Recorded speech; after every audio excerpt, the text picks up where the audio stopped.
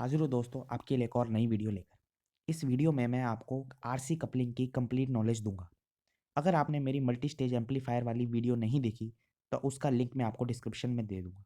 तो चलिए शुरू करते हैं। आरसी कपलिंग के अंदर जब दो एम्पलीफायर्स को हम एक कैपेसिटर की मदद से कनेक्ट करते हैं, यानी कि जो हमारे पास अब एक एम्पलीफायर है और हमारे पास दूसरा एम्पलीफायर है। अगर हमें इन दोनों एम्पलीफायर्स को आपस में कनेक्ट करना है ताकि हमारे को टू स्टेज एम्पलीफायर मिले, तो हम इनको आपस में कनेक्ट करने के लिए एक कैपेसिटर का यूज़ करते हैं और उसको हम बोलते हैं कपलिंग कैपेसिटर। इसलिए इस कपलिंग का नाम भी पड़ गया आरसी कपलिंग, यानी कि रेसिस्टेंस और कैपेसिटर के मिलकर जो कपलिंग होती है उसको कहते हैं आरसी कपलिंग। अब हम कैपेसिटर का इस्तेमाल क्यों करते हैं कपलिंग के अंदर? क्योंकि कैपेसिटर जो है वो डीसी सिग्नल को पास नहीं होने देता।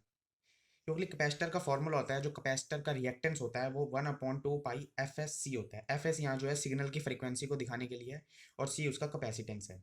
तो हमें पता है कि डीसी के लिए जो फ्रीक्वेंसी होती है वो होती है जीरो, यानी कि जो कैपेसिटर का रिएक्टेंस है वो होगा इनफाइनाइट, यानी कि डीसी सिग्नल कैपेसिटर से पास हो ही नहीं सकता। तो जो एक बायसिंग स्टेज है पहले एम्पलीफायर की और दूसरे जो बायसिंग होगी दूसरे एम्पलीफायर की बायसिंग जो होगी, ये आपस में इंटरफेयर ना कर सके, यानी ये आइसोलेट रहे, इसके लिए हम कैपेसिटर का इस्तेमाल कर रहे हैं। और दूसरा कारण है कैपेसिटर को इस्तेमाल करने का कि कैपेसिटर जो है एसी सिग्नल को इजीली पास कर देता है। यानी कि कैपेसिटर जो है अब हमारा एसी सिग्नल होगा उसकी फ्रीक्वेंसी हाई भी हो सकती है और फ्रीक्वेंसी लो भी हो सकती है। तो हमारे सिग्नल की फ्रीक्वेंसी जितनी ज़्यादा होगी तो कैपेसिटिव रिएक्टेंस उतना कम होगा, यानी कैपेसिटर उस सिग्नल को उतनी आराम से जाने देगा। लेकिन जितना लो वैल्यू का सिग्नल होगा, यानी कि हमारे एसी सिग्नल की फ्रीक्वेंसी सपोज बहुत कम है, तो वो सिग्नल जो है कैपेसिटर उसको सबसे ज़्यादा रिएक्टेंस देगा। यानी कि there is some loss of low frequency signal. जो लो फ्रीक्वेंसी सिग्नल है वो लॉस होता है क्योंकि कैपेसिटर का रिएक्टेंस जो है वो लो फ्रीक्वेंसी सिग्नल के लिए बहुत ज़्यादा होता है। तो इसलिए हम कैपेसिटर आरसी कपलिंग के फ़ायदे भी हैं और आरसी कपलिंग का एक नुकसान ये है कि हमारा लो फ्रीक्वेंसी जो एसी सिग्नल है वो उसमें डिस्टॉर्शन भी आ सकती है और उसका लॉस भी हो सकता है। हमारा आरसी कपल्ड एम्पलीफायर है, उसकी वर्किंग क्या है? ये मैंने यहाँ पर टू स्टेज एम्पलीफायर बनाया है। एक स्टेज आपको यहाँ दिख रही होगी, एक ट्रांजिस्टर और उसके बायसिंग सर्किट और ये सब लगा है, और इधर दूसरा ट्रांजिस्टर और उसके साथ बायसिंग रेजिस्टेंस वगैरह और कैपेसिटर लगा हुआ है। तो ये एक two stage RC coupled amplifier है। अब इसकी वर्किंग समझते हैं। यहाँ पर मैंने एक एसी सोर्स लगाया है। एसी सोर्स यानी कि हमारा यहाँ पे ऑडियो सिग्नल या कोई भी एसी सिग्नल हो सकता है। ये C1 कैपेसिटर की मदद से कपल्ड होगा, यानी कि C1 कैपेसिटर की मदद से ये जाएगा इस ट्रांजिस्टर के बेस पर। यहाँ पर VCC लगी हुई है और RC RC यहाँ पर है कलेक्टर रेसिस्टेंस। जैसे यहाँ नीचे सारी एब्रीवेशंस लिखी हैं कि R1 R2 R3 जो है ये बायसिंग रेसिस्टर्स हैं, यानी ट्रांजिस्टर्स को बायसिंग करने के लिए लगे हैं। RE जो है वो एमीटर रेसिस्टेंस है, ये एमीटर के साथ लगा हुआ है इसलिए इसको हम एमीटर रेसिस्टेंस कहेंगे। C जो है ये बाईपास कैपेसिटर है, यानी जो भी करंट एमीटर से आएगा वो रेसिस्टर में जाने की बजाय कैपेसिटर से होके जाएगा ताकि वो फीडबैक ना हो जाए, इसलिए हम कहते हैं कि ये एक बाईपास कैपेसिटर है। RC जो है वो कलेक्टर रेसिस्टर है क्योंकि कलेक्टर पर ट्रांजिस्टर के कलेक्टर टर्मिनल पर लगा हुआ है। अभी कैसे वर्क करेगा? जब जैसे कोई भी एसी सिग्नल आएगा वो इस ट्रांजिस्टर को बेस पर मिलेगा। इस ट्रांजिस्टर के बेस पे मिलते ही ये ट्रांजिस्टर वर्क करेगा और ये एम्पलीफाइड कर कर कलेक्टर की आउटपुट पर दे देगा। अब जो इस ट्रांजिस्टर की इस एम्पलीफायर की आउटपुट है, इस एम्पलीफायर इस दूसरे एम्पलीफायर के साथ कनेक्ट करनी है, तो वो जो आउटपुट है वो इस कपलिंग कैपेसिटर की मदद से इस ट्रांजिस्टर के बेस पर जाएगी। इस ट्रांजिस्टर के बेस पे लगी, यानी ये जो एम्पलीफाइड आउटपुट थी इस स्टेज को मिली एक कैपेसिटर की मदद से। तो यहाँ पर हमने देख लिया कि आरसी कपलिंग इस्तेमाल हुई है।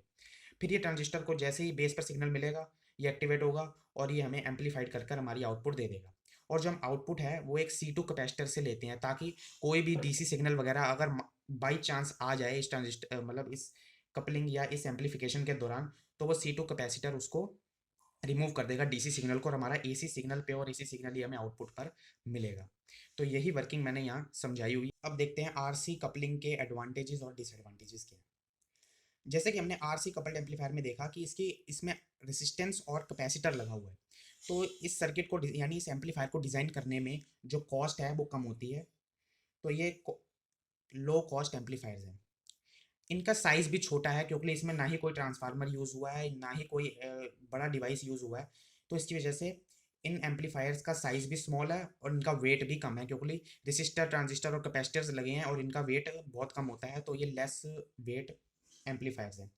इनका फ्रीक्वेंसी रिस्पॉन्स बहुत अच्छा होता है। फ्रीक्वेंसी रिस्पॉन्स का मतलब होता है कि एक एम्पलीफायर को कोई फ्रीक्वेंसी दी गई है, वो उस फ्रीक्वेंसी को कितनी अच्छी तरीके से एम्पलीफाई कर पाता है, वो उसका फ्रीक्वेंसी रिस्पॉन्स कहलाता है उस एम्पलीफायर का। और फ्रीक्वेंसी रिस्पॉन्स जो है, हम एम्पलीफायर्स की परफॉर्मेंस को चेक करने के लिए एक क्राइटेरिया हमने डिसाइड किया कि हम जो है किन्हीं एम्पलीफायर्स को जब कंपेयर करेंगे तो वो हम फ्रीक्वेंसी रिस्पॉन्स के बेस पे करेंगे।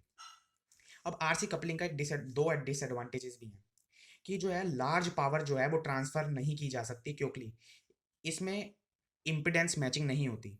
हमें हाई पावर ट्रांसमिट करने के लिए दो डिवाइसेस के बीच में इम्पीडेंस मैचिंग होनी बहुत ज़रूरी है, और वो आरसी कपल्ड एम्पलीफायर में नहीं होती। और there is loading effect due to subsequent stages. जैसे हमने देखा, हमने दो स्टेज एम्पलीफायर देखा, तो एक स्टेज एम्पलीफायर को जब हमने दूसरी स्टेज एम्पलीफायर से कनेक्ट किया, तो वहाँ पर कुछ ना कुछ लोडिंग इफेक्ट जरूर रहा होगा, जिसकी वजह से जो गेन जो है एम्पलीफायर्स का वो थोड़ा सा कम भी होगा। तो ये दो डिसएडवांटेजेस थे आरसी कपलिंग के। अब एप्लीकेशन की आरसी कपलिंग का इस्तेमाल कहाँ होता है? आरसी कपलिंग को हम पब्लिक एड्रेसिंग सिस्टम्स में इस्तेमाल करते हैं। रेडियो रिसीवर्स में जो रिसीवर्स होते हैं हमारे रेडियो रिसीवर्स, उनकी पहली स्टेज जो होती है वो होती है एम्पलीफिकेशन के लिए, और सबसे ज़्यादा इस्तेमाल आरसी कपलिंग का ही किया जाता है उनमें। टेलीविजन रिसीवर्स और बहुत सी एप्लीकेशंस हैं आरसी कपलिंग के। मैं आशा करता हूँ कि दोस्तों आपको आरसी कपलिंग समझ में आई होगी और उसकी वर्किंग क्या है, उसके एडवांटेजेस, डिसएडवांटेजेस और एप्लीकेशन।